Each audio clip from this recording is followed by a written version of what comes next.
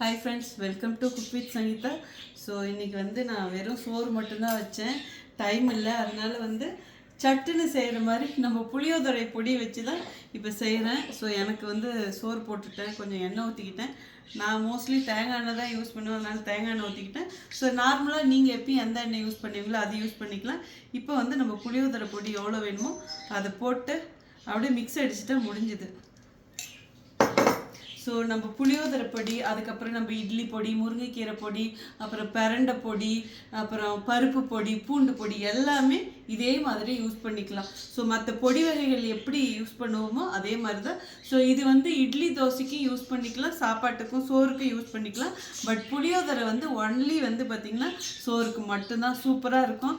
So நேற்று ஒருத்தர் கடையில் கேட்டாங்க, நீயா நானா புளியோதரை இருக்கான்னு சொல்லிட்டு. ஸோ இனிமேல் குக் வித் சங்கீதா மசாலாவில் நீயா நானா புளியோதரை பொடியும் கிடைக்கும். அதாவது கோயில் பிரசாதம் மாதிரி இருக்கும். ஸோ உங்களுக்கு வேணும்னா வெப்சைட்லேயும் ஆர்டர் பண்ணலாம், வாட்ஸ்அப்லேயும் ஆர்டர் பண்ணலாங்க. ஸோ கோயில் புளியோதரை டேஸ்ட்டில் இருக்கும், ட்ரை பண்ணி பாருங்கள். இது இப்படி நான் இப்போ உடனே சாப்பிட்றதுனால கையில் பிசைகிறேன். இதை லஞ்ச் பாக்ஸ் ரெசிபிக்கு, இல்லை நீங்கள் ஆஃபீஸ்க்குலாம் கொடுக்குறதா இருந்தால் கரண்டி போட்டு மிக்ஸ் பண்ணுங்கள், கெட்டே போகாது. ஒரு நாள் 2 நாள் அப்படியே வச்சுருக்கலாம். சூப்பராக இருக்குது, வேறு லெவலாக இருக்கும். எனக்கு அப்படியே எச்சு வந்துருச்சு. இது பிசையும் போதே உங்களுக்கு கலர் பார்க்கும் போதே தெரிஞ்சிடும். கொஞ்சம் டார்க் கலராக இருந்தால் கரெக்டாக இருக்குதுன்னு அர்த்தம், ரொம்ப லைட்டாக இருந்தால் பத்தலைன்னு அர்த்தம். பொடி இன்னும் கொஞ்சம் போட்டுக்கணும். ஸோ இப்போ புளியோதரை பொடி ஜஸ்ட் 1 நிமிஷம் இதில் போட்டு மிக்ஸ் பண்ணால் தீர்ந்து போச்சு, அவ்வளோதான். நீங்கள் வேறு அடுப்பத்தை வச்சுலாம் இது செய்யவே கூடாது. நம்ம புளியோதரை பொடி இன்ஸ்டண்ட்டாக அப்படியே நீங்கள் சோறில் போட்டு மிக்ஸ் பண்ணுறது தான். திரும்ப ஸ்டவ் ஆன் பண்ணுங்கிற அவசியமே கிடையாது. சாப்பிட்டு பார்க்கலாம். ஓ மை காட், என்ன வாசனை அப்பா! எல்லாமே கரெக்டாக இருக்கேன்.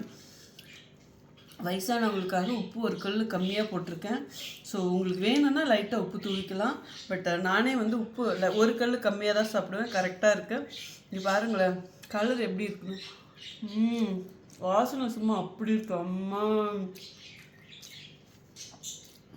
வேறு லெவலாக இருக்குது. ஸோ வேணுங்கிறவங்க நீங்களும் இதே மாதிரி செஞ்சு பார்த்துட்டு எப்படி இருக்குன்னு சொல்லுங்க. அப்புறம் நிறைய பேர் இந்த ரெசிபி கேட்டிங்க, உங்கள் புளியோதரை பொடி எப்படி யூஸ் பண்ணணும்னு சொல்லிட்டு. ஸோ உங்களுக்காக தான் இந்த வீடியோவே நான் எடுக்கிறேன்.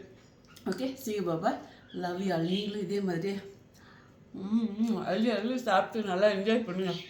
ரொம்ப ஈஸி செய்யுங்க. ஓகே, பாய் பாய்.